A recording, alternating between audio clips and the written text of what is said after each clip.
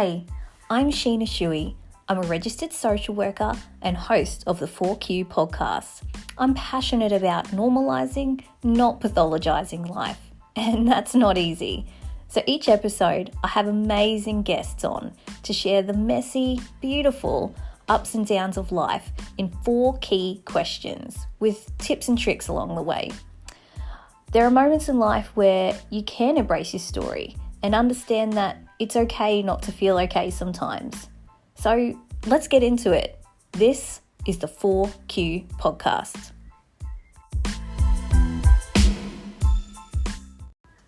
Well, hello. Welcome to another episode of the 4Q podcast. Again, I'm so thankful and happy that you found this space and you're giving this time to yourself.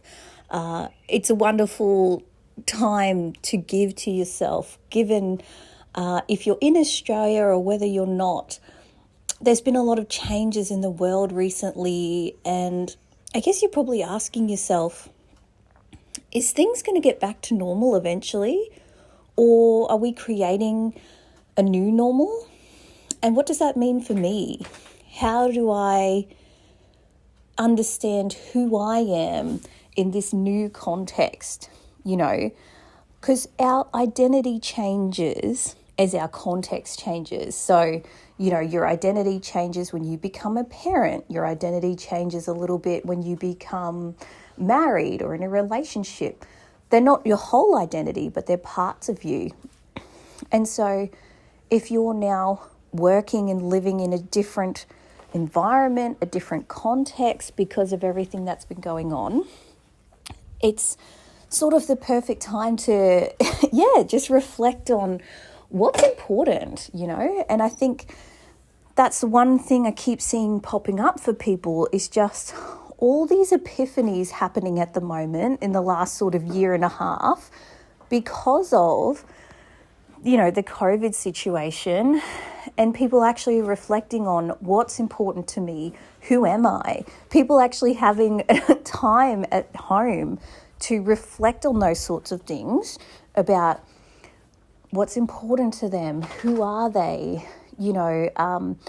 what dream is left untold in me, that stuff is really coming out at the moment. So I really want to reflect on today's topic, which is around flow state and authentic self. Now, that's what we're going to reflect on. So the redefining of this, the second R of our 4R formula, reflect, redefine, redesign, and realign. So redefining flow state and authentic self. I've put these two concepts together for this episode because as I personally reflect on the work I've been doing with people that I've been seeing lately, you can really tap into that flow state when you can tap into your authentic self. And how do you figure out what parts of you are your authentic self? That's a whole nother question.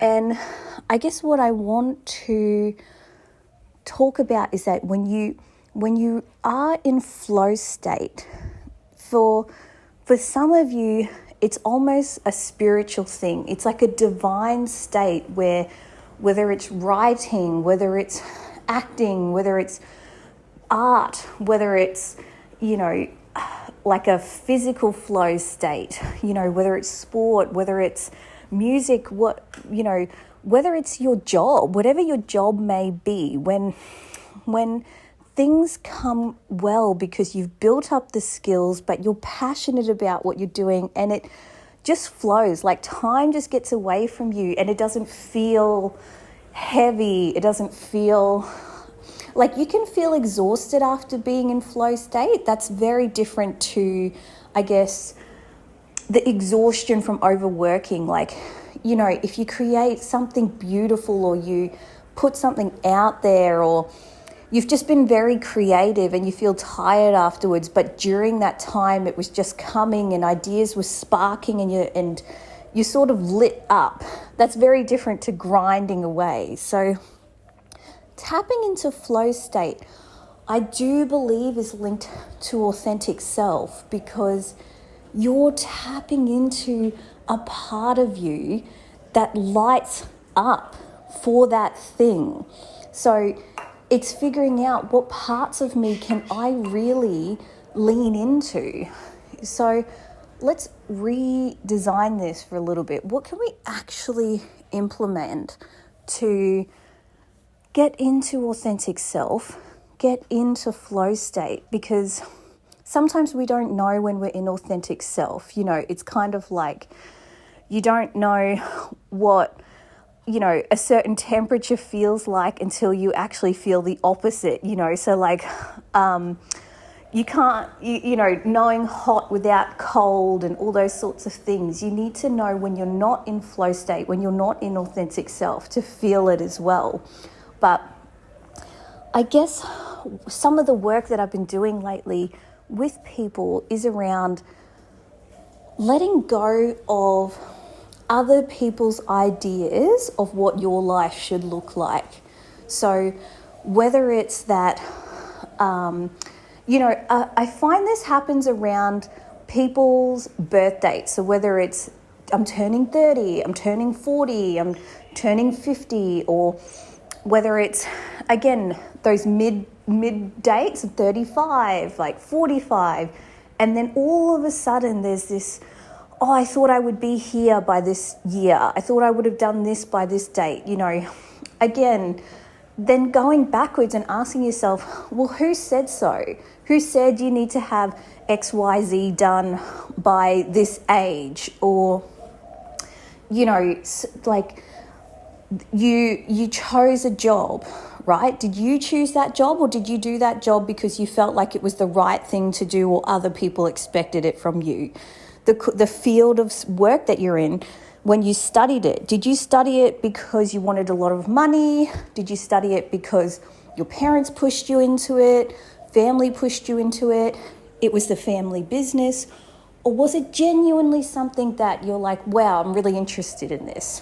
Because that's where a lot of the midlife crises happen as well, is going, oh shit, like I've reached the pinnacle of my work, I've reached the pinnacle of this, I've, bought the house, had the kids, got married and gone, wow, I achieved all the things I was meant to achieve and I still feel like shit.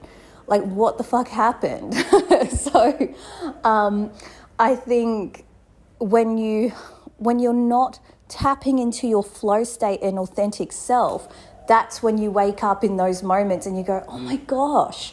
So that's why, if I could ask you, how could you lean into yourself more? This might seem like a really strange question, but if you really think about, if you were free from other people's expectations and some of the responsibilities you might have in an imaginary situation, how would you lean into yourself more? Would you be getting outdoors more? Would you be into your music more, finding time to be creative? Would you be having more sex? Would you be eating more food because you're not worried about the dietary restrictions? Like, would you be experimenting with food more? Would you be experimenting with your lifestyle more? What would be more you? Because sometimes it's like we're holding ourselves back to fit into this sort of box or this mold that other people have put us into, and it can be really restricting to re-identify yourself as like, what's truly me? Sometimes some people have been denying their sexuality. Maybe they've been denying music that they like because other people don't like that music. It can be small, it can be big, but leaning into you is how you tap into your authentic self, which then is able to tap into that flow state, that psychological state, that spiritual state for some, where you just are in tune. You're tapping into something bigger and it just happens and it feels so good. It feels so amazing. So I'm just asking you again, coming back to that main point, in the next month, week, even the day, how do I lean more into myself? Like, how do I really, truly just do what I want without other people's molds of expectations and truly be what I want? And the other reason this is just so important to sort of have this concept in mind is sometimes when we do go through painful experiences, whether it's a divorce, whether it's, a grief and loss situation where you lose a parent or you lose someone close to you, friend or a family member, sometimes even it's losing a job or moving, you lose a sense of self. You're like, lose that sense of identity, of that root, like that real strong rooted identity of who I am and what I like and what I don't like. And when you lose that, it can be very easy to fall into stress, anxiety, depression, burnout, all of those things. So I think it's really important to start leaning into yourself and asking yourself what you like, what you don't like, how can I be more of me? Because that is how you'll tap into your sense of self, really find your authentic self, and then go into flow state. And I guess I probably skipped a step where it's like, why is flow state even important? Well, one, it lights you up. Like, it's going to make you feel like good in the long run. So that's one. But the second thing is when you really see, whether it's musicians who are at the top of their game, athletes at the top of their game, academics who are just really tapping into some knowledge that just resonates, whether it's a writer writing a book that's just so, it gets accepted worldwide. All of those people tapped into their flow state. They tapped into a part of their authentic self, whether they were aware of it or not. And that's why it's important to tap into that, because what is your potential? At Savasana Collective, our initial slogan, our initial sort of branding was discover your potential. And it's about tapping into these deeper parts of you that get you to your potential, including flow state. So realigning with this, with all this knowledge, everything we've talked about, how can you stay in this place?